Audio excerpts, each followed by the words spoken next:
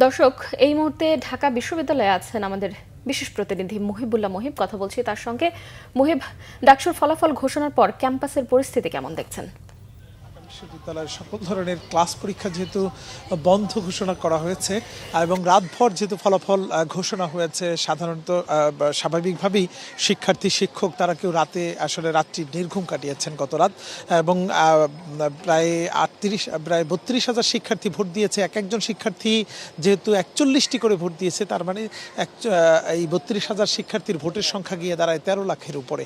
এবং এই 13 লাখ ভোট গণনা করে সেটি প্রকাশ করা নিশ্চয়ই এটি দীর্ঘ একটি প্রক্রিয়ার ব্যাপার, এবং যে কারণেই কিন্তু ভোট গণনা এবং সেটি প্রকাশ, ভোটের যে ফলাফল সেটি প্রকাশ করতে একটু সময় লেগেছে। এবং যে কারণে কিন্তু যারা পরাজিত হয়েছেন, যারা বিজিত হয়েছেন, প্রত্যেকটি দলই কিন্তু আজকে অর্থাৎ ক্যাম্পাসে কাউকে আমরা লক্ষ্য করছি না। প্রত্যেকেই মূলত তারা বিশ্রামে আছেন, এটি আমরা শুনেছি। এবং দীর্ঘদিনের যে এই নির্বাচন প্রচারণার থেকে শুরু করে সব কিছু সামলে তারা নির্বাচন পর্যন্ত তাদের যে পরিশ্রম গিয়েছে সেটি পরে তারা একটু বিরতি কাটিয়েছেন। তো তারপরেও আমরা কিছু সাধারণ শিক্ষার্থী দেখা পেয়েছি, তাদের সঙ্গে কথা বলে যেটি জেনেছি, তাদের কারো কোনো ধরনের বড় অভিযোগ নেই, দু একটি অভিযোগ ছাড়া।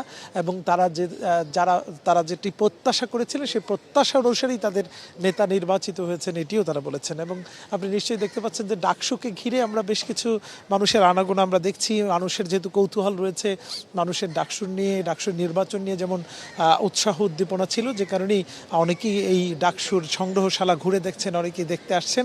এবং নতুন যে কমিটি হয়েছে, নতুন যে সংসদে যারা নির্বাচিত হয়েছেন, তাদেরকে কবে শপথ পড়ানো হবে বা কবে তারা দায়িত্ব বুঝে নেবেন সেটি কিন্তু এখন পর্যন্ত ঘোষণা দেওয়া হয়নি।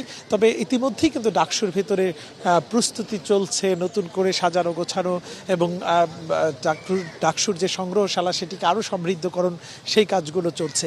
তো সব মিলিয়ে ক্যাম্পাসের পরিস্থিতি আমরা দেখছি যে অনেক শান্তিপূর্ণ। কোনো ধরনের উৎকণ্ঠা, কোনো ধরনের বিশৃঙ্খলা আমাদের চোখে পড়ছে না। যারা পরাজিত হয়েছেন তাদেরও কোনো অ্যাক্টিভিটি আমরা দেখছি না। তো এই ছিল কনক আমার কাছে ঢাকা বিশ্ববিদ্যালয় ডাকসুর নির্বাচন পরবর্তী সার্বিক পরিস্থিতির তথ্য।